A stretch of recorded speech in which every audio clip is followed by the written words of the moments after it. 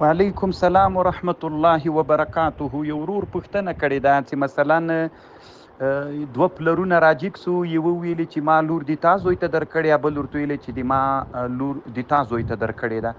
زمن یې دلته نه ول نو نکاح نه ده سوې، تنام دومره الفاظ سوي دي. او زمن چې بالغان وي محترمه وروره، نو اوس یو هلک راجیګ سوی، هغه وایي زه دا ښځه نه کوم او طلاق مې کړله. بیخي نکاح نه ده سوې محترمه. صحیح ده، الله دې جوړ لره، دا خو د هلک حق ده.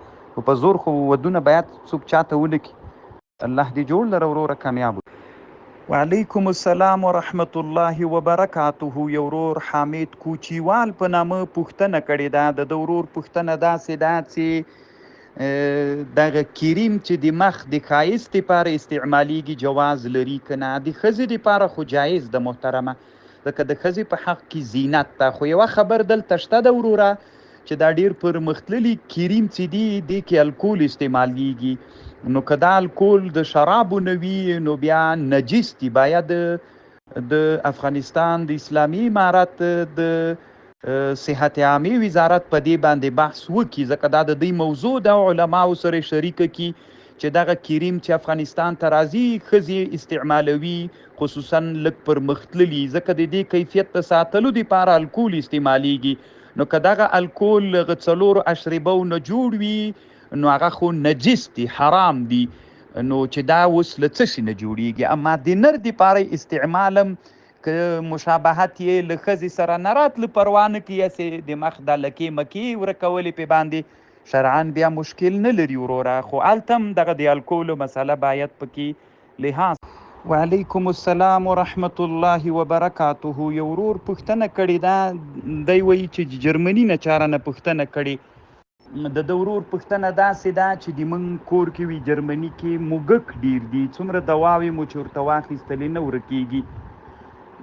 نو محترمه وروره دا خو اصل کې د ډاکټرانو یا د کیمیادانانو موضوع د لغوی سره باید په دې باندې مشوره وسي چې څنګه دوا سړی ورته کیږدي.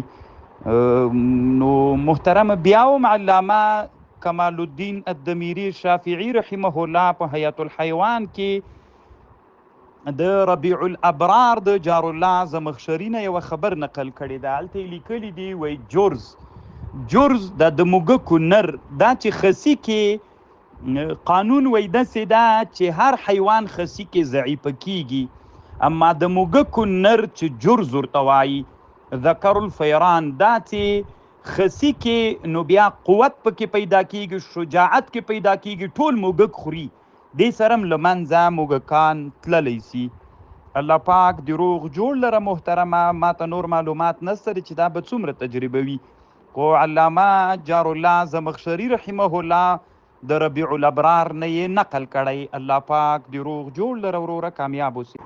وعلیکم السلام ورحمت الله وبرکاته. یو ورور فتح الله فاتح په نامه د بلخ ولایت نه پوښتنه کړې. د ورور پوښتنه دا ده چې امام مسافر وي او مقتدي چې وي دا مقیم وي، نو چې اقتدا یې پسې وکړله نو هغه خو دوه رکعتونو کې سلام ګرځوي، نو چې سلام یې وګرځو دی به بیا د قرائت کوي که به یې نه کوي. نو صحیح روایت دا ده د موږ د احنافو چې نه به یې کوي. دغه مسئله د دور المختار متن کې ستا، وصح اقتداء المقیم بالمسافر في الوقت وبعده فإذا قام المقيم إلى الإتمام لا يقرأ في الأصح.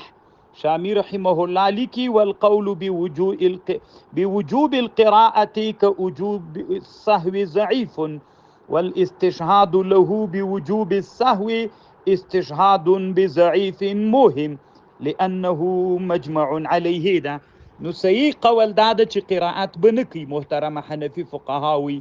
علامه ابن العابدین الشامی رد المحتار دویم جلد 215 صفحه کې مسئله ذکر کړې ده ورور.